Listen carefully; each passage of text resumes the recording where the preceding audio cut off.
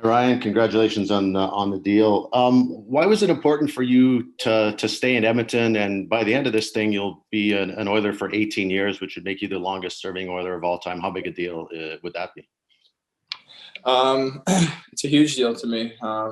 It's always been my goal to be able to stay in Edmonton, and we that was, like I said, I mean, that's just what I've wanted. I've loved my time in Edmonton so far. The team is progressing the way we want it to, and I want to be a part of it. I want to be a part of that, and obviously, the biggest reason I want to stay is I want to win at Edmonton. So we have lots of connections there. I mean, fans have treated me so well. The organization's been great, and yeah, so it was just it was the easy decision to want to stay, and just happy to be able to make it work. Having said that, so you were always coming back here, or did you have a line in the sand where you were like, you know, if it doesn't work out, I'm fully willing to explore the unrestricted free agency? Well, I mean, in my mind, it was always I wanted to come back, and I wanted to be able to find a way to make it work. And talking to Ken, I know he felt the same way. So it was just about finding the right way to do it, and just very happy to be able to have done it. And that was just, like I said, it was just always my goal to be able to stay, and happy to be able to. Daniel Nugent-Hopkins, The Athletic. Ryan, you said you wanted to be an Oiler, and this is obviously a very big day for you. But having said that, I mean, you've been with this team and in the league for 10 years, and you're a month away from being able to see kind of what else was out there, see if the grass was greener. How much did that kind of play into your mind? What kind of lure was out there, do you think, of trying to test the open market? Well, I mean, obviously, I knew that I was unrestricted, and I could, but if we were able to work something out with Edmonton before that even came, then that's what I wanted to do.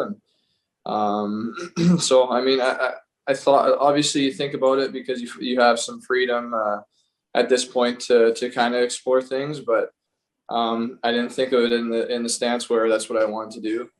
I just knew it was an option, but I mean, like I said, it was just overall my whole mindset about it was trying to find a way to stay in Edmonton. Did you need the no movement clause to sign the contract? Was that a primary need for you? Well, I think it was an important piece. Obviously, signing an 8-year deal, you want to be protected, and you want to have that assurance from the club that they won't just turn around and send you somewhere else. So that was important to me, and happy that we were able to work that out. Ryan Rishaug, TSN.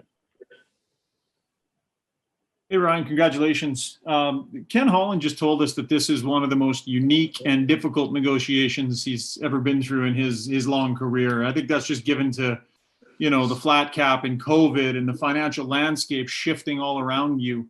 Was this a bit of an eye-opener for you too in some ways? You've got a great relationship with the organization, but it can get rocky at times too. Was it an eye-opener in that way?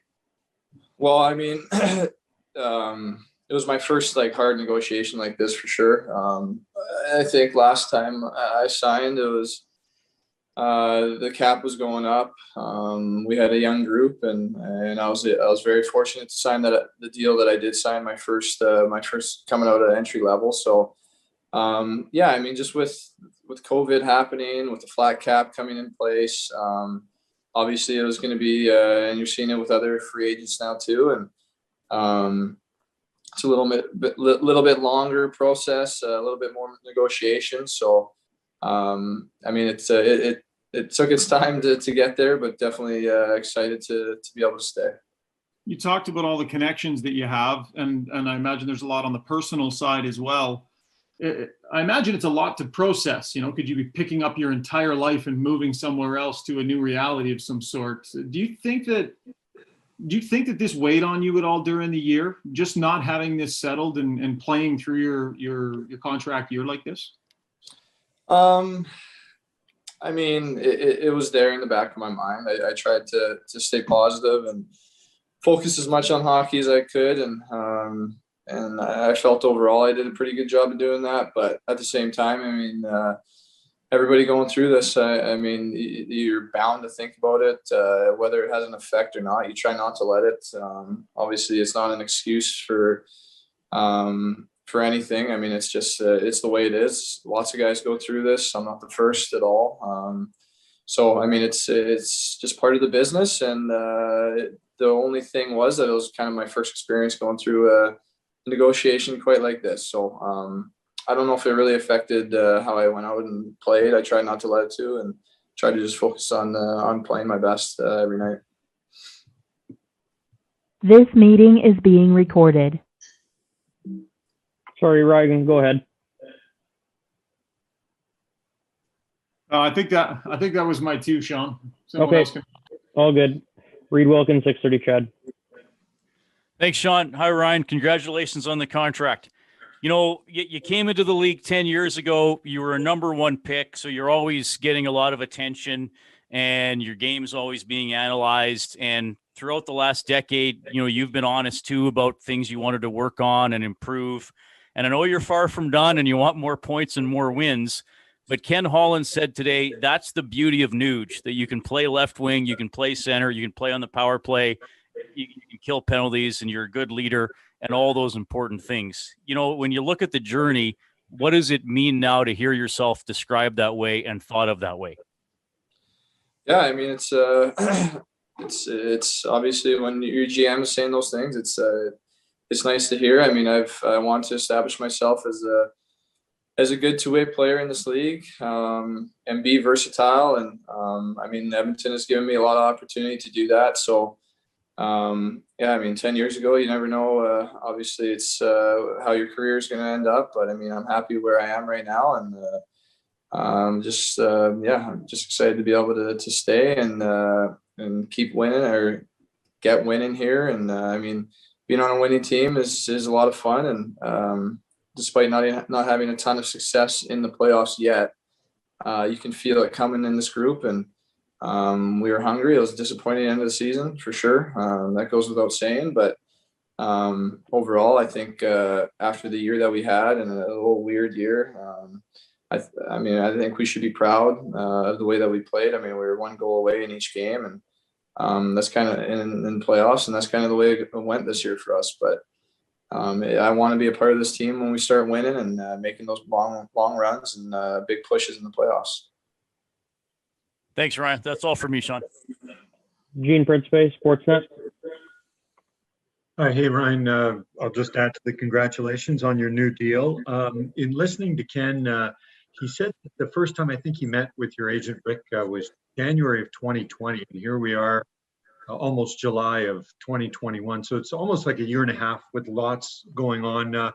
Was it easy for you to be patient, understanding it would get done, or what was kind of going through your mind over the last, I guess, almost 18 months in order to get what you wanted, which was a good deal for you and what turned into a good deal for the Oilers as well? Well, yeah, I mean, I told myself to be patient.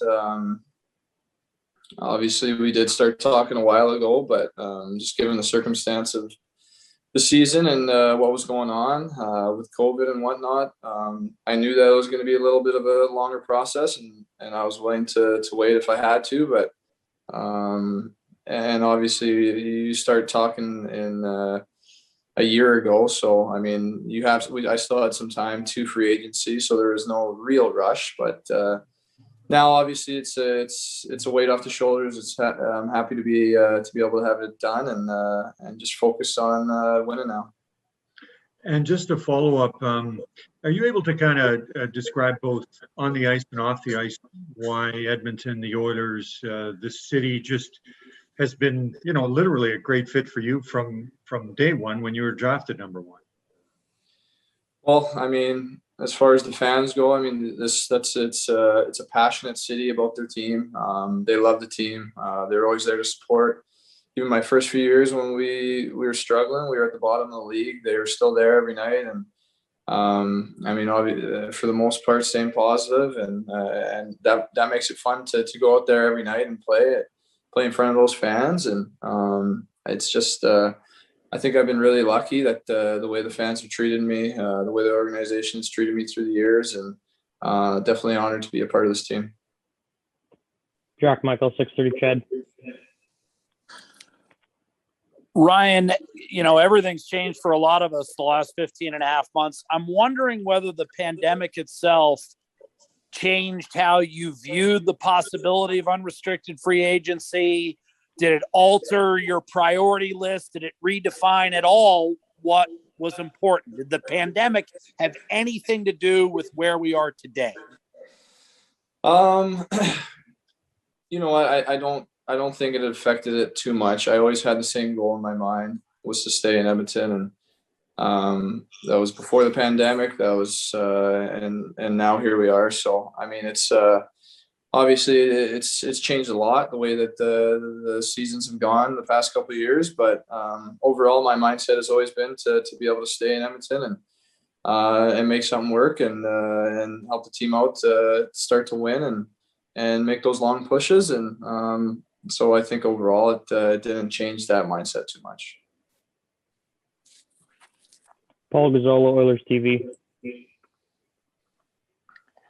Hey Ryan, congrats. Obviously, the Oilers organization has no shortage of legends to play, but this season you entered the top 10 in all-time Oilers scoring.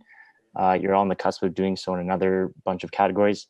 I know winning a championship is first and foremost for you, but what do all those little accomplishments mean to you?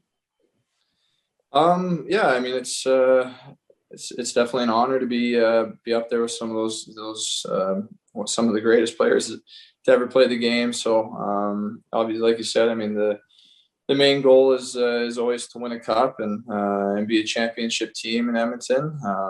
But I mean, playing 10 years there now, I'm lucky enough to play with some really good players and some great players, and to be able to help me to be in the top 10 or in points or whatever. But I mean, like you said, overall, it's just the goal has always been to win a cup and become a championship team. Any other questions, media? Thank you. If there are no more questions, this includes Ryan Nugent-Hopkins media availability. Thank you, Ryan. Thanks.